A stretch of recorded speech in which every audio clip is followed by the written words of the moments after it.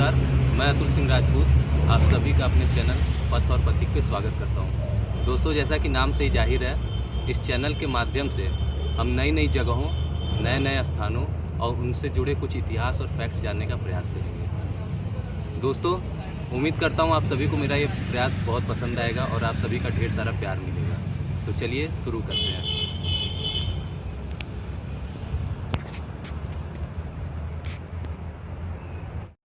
दोस्तों, आज सबसे पहले मैं आपको अपने गृह नगर से रूबरू करवाना चाहता हूँ। उत्तर प्रदेश का ये एक औद्योगिक नगर रेणुकूट है, जो कि जिसका योगदान उत्तर प्रदेश के विकास में अकल्पनीय रहा है। दोस्तों, ये नगर जितना विकासशील है, उसके साथ साथ उतना ही खूबसूरत भी है। इस नगर के औद्योगिकरण की शुरुआत हुई थी एक ऊर्जा के प्राकृतिक स्रोत से। तो आइए सबसे पहले मैं आपको वो ऊर्जा का प्राकृतिक स्रोत दिखलाता हूँ। दोस्तों, ये है रियंद बांध, जो कि आधुनिक इंजीनियरिंग के चमत्कारों में से एक है। यह बात अपने आप में अचंभित करती है कि किसी इंसान ने नदी की धारा को रोकने की कल्पना कैसे की होगी। वैसे तो मानव इतिहास का ज्ञात सबसे पहला बांध तत्कालीन मेसोपोटामिया में 3000 ईसा पूर्व में बनाया गया जावा बांध है। रेणुका नदी पर बना ये शानदार रिहंद बांध आधुनिक भारत की आज़ादी के बाद 1966 में बनकर तैयार हुआ था। बांध की इस 300 फुट ऊंची दीवार के पीछे अति विशाल और अति उपयोगी वल्लभ पंत सागर नाम का एक जलाशय है। ये जलाशय लगभग 30 किलोमीटर लंबा और 15 किलोमीटर चौड़ा है। दोस्तों, इस जलाशय की विशालता का अंदाजा हम इस बात से लगा सकते हैं कि ये भारत का सबसे बड़ा मानव निर्मित जलाशय है। दोस्तों, गोविंद वल्लभ पंत जी हमारे उत्तर प्रदेश के पहले मुख्यमंत्री और एक कद्दावर नेता भी थे। गोविंद वल्लभ पंत जी 1951 से 1955 तक उत्तर प्रदेश में मुख्यमंत्री रहे। इसके बाद 1955 से 1961 तक भारत सरकार में गृह मंत्री रहे। दोस्तों, गोविंद वल्लभ पंत जी इस बांध के निर्माण का स्वप्न देखने और इसको पूर्ण करने वाले लोगों की अग्रिम पंक्ति में थे, परंतु दुख की बात है कि वो अपने स्वप्न को पूरा होते ना देख सके और 1961 में ही इस दुनिया से विदा ले ली।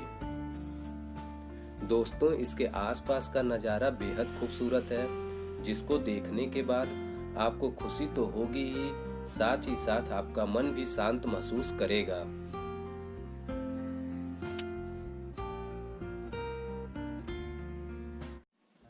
दोस्तों, रिहंद बांध को देखने और उसके बारे में जानने के बाद अब जैसे ही हम बांध से आगे बढ़ते हैं तो खूबसूरत रास्तों पर चंद मीटर आगे बढ़ते ही हम माँ वन देवी के एक खूबसूरत से छोटे से मंदिर पर पहुँचते हैं।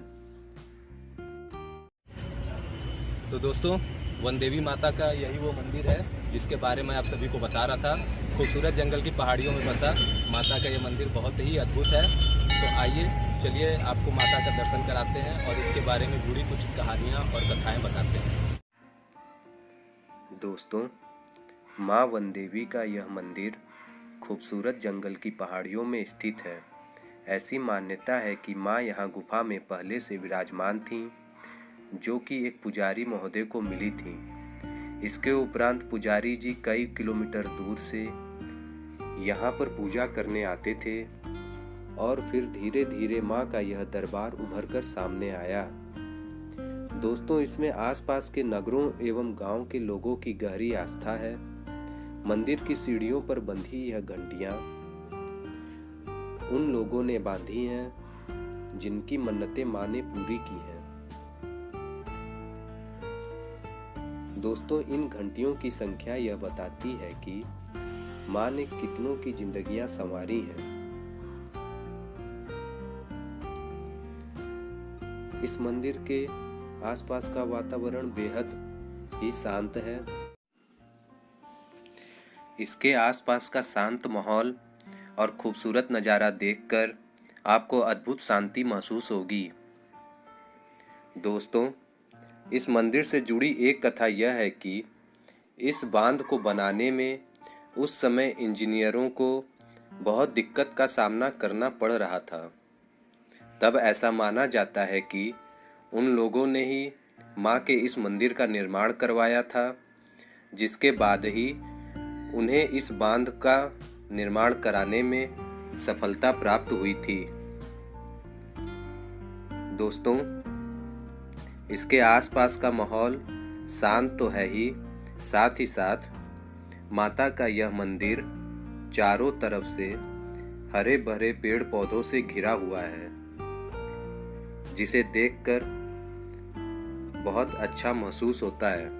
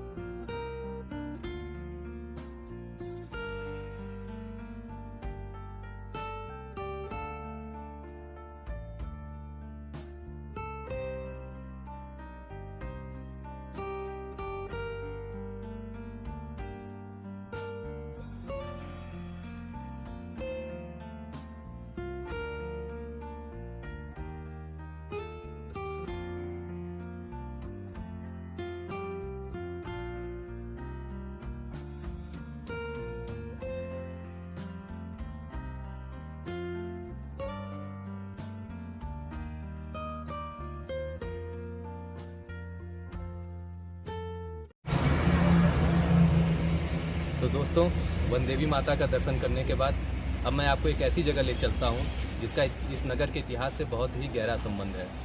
तो चलिए उस जगह पे चलते हैं और उस जगह पे पहुँच करके ही मैं आपको वहाँ से जुड़े इतिहास के बारे में बताता हूँ। तो चलिए चलते हैं। माँ वन देवी का दर्शन करने के बाद अब हम अनपरा जाने वाले मार्ग पर जैसे ही चंद किलोमीटर आगे बढ़ते हैं, हम एक ऐसी जगह पर पहुंचते हैं जो किसी बॉलीवुड फिल्मों में दिखाई जाने वाली खतरनाक जगहों जैसी लगती है।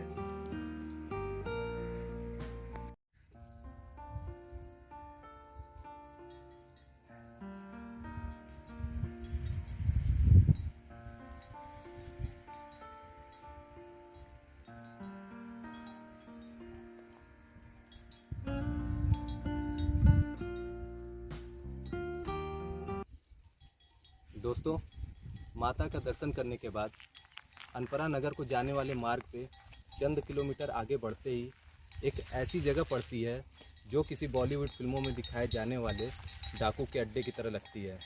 दोस्तों, इस जगह का बहुत ही महत्वपूर्ण योगदान है भारत और उत्तर प्रदेश के विकास में।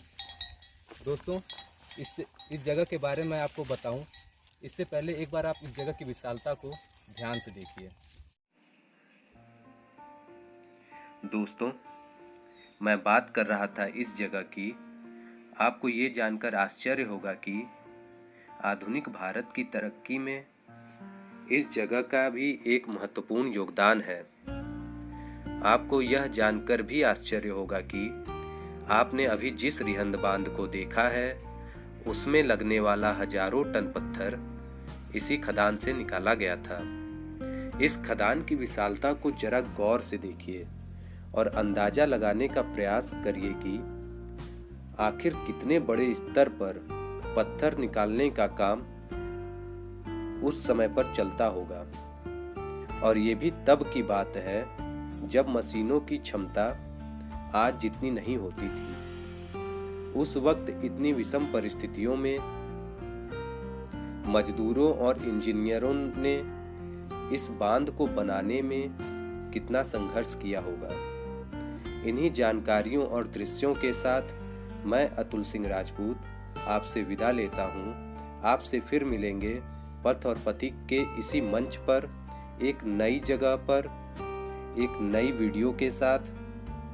तब तक के लिए मैं इंजीनियरिंग के नए नए कीर्तिमान स्थापित करने वाली श्रम शक्ति को सादर नमन करता हूँ और आप सभी को सादर प्रणाम करता हूँ।